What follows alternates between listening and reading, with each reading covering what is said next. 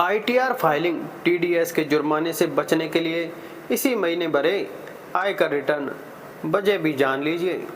TDS से बचने के लिए करदाता वित्त वर्ष 2023-24 यानी कर निर्धारण वर्ष 2024-25 के लिए आयकर रिटर्न कुछ जल्दी ही दाखिल कर रहे हैं। 29 अप्रैल तक 5.92 लाख से अधिक रिटर्न दाखिल किए जा चुके थे, जिनमें से 5.38 लाख से ज़्यादा सत्यापित हो गए थे। रिटर्न जल्द दाखिल करने का बड़ा फ़ायदा यह होता है कि जुर्माना भरे बगैर उसमें संशोधन करने का मौका मिल जाता है। क्या है टीडीएस? टीडीएस का full form tax deducted at source यानी स्रोत पर की गई टैक्स कर कटौती। इस पद्धति के अंतर्गत यदि कोई व्यक्ति कटौती करने वाला डिडक्टर किसी अन्य व्यक्ति को भुगतान करने के लिए जिम्मेदार है तो वह सोर्स स्रोत पर टैक्स में डिडक्शन कटौती कर शेष रकम डिडक्टी को ट्रांसफ़र करेगा। जून का महीना सबसे अच्छा। रिटर्न जून के दूसरे हफ्ते या उसके बाद दाखिल कीजिए, क्योंकि ज़्यादातर आय जैसे वेतन, ब्याज और किराए पर अब टीडीएस लगता है।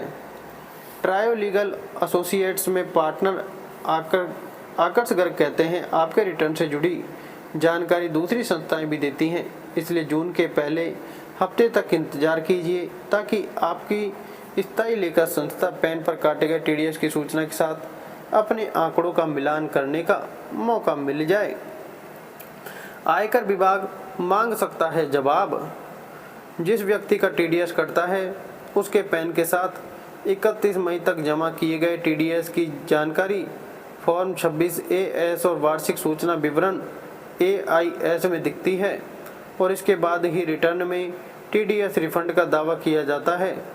अगर आप 31 मई से पहले आयकर रिटर्न दाखिल करते हैं तो आप टीडीएस का दावा करना भूल सकते हैं। अगर आप टीडीएस रिफंड का दावा करते हैं मगर फॉर्म 26AS में वह नहीं चढ़ा है तो भी आपका टीडीएस खारिज किया जा सकता है और आयकर विभाग आपसे कर टैक्स जमा कराने को कह सकता है। जो भी लेन देन रिटर्न में नहीं चढ़ा होगा, आयकर विभाग इनकम टैक्स डिपार्टमेंट उसके बारे में आपसे जवाब मांगेगा। एसएफटी का भी करें इंतजार। आयकर कानून के अनुसार विभिन्न संस्थाओं को कुछ खास तरह के लेन देन की जानकारी आयकर विभाग को वित्तीय लेन देन के विवरण एसएफटी में देनी होती है।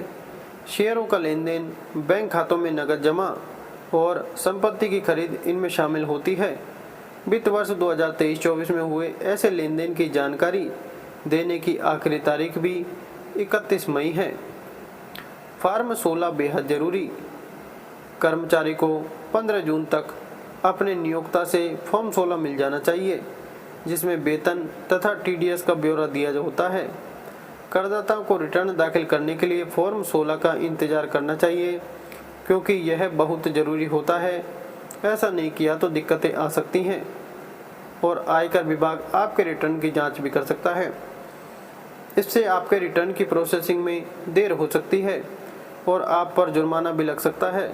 फॉर्म 16 मिलने के बाद और टीडीएस का मिलान कर लेने के बाद रिटर्न दाखिल करेंगे तो बाद में संशोधन करने की ज़रूरत भी मुश्किल से ही पड़ेगी।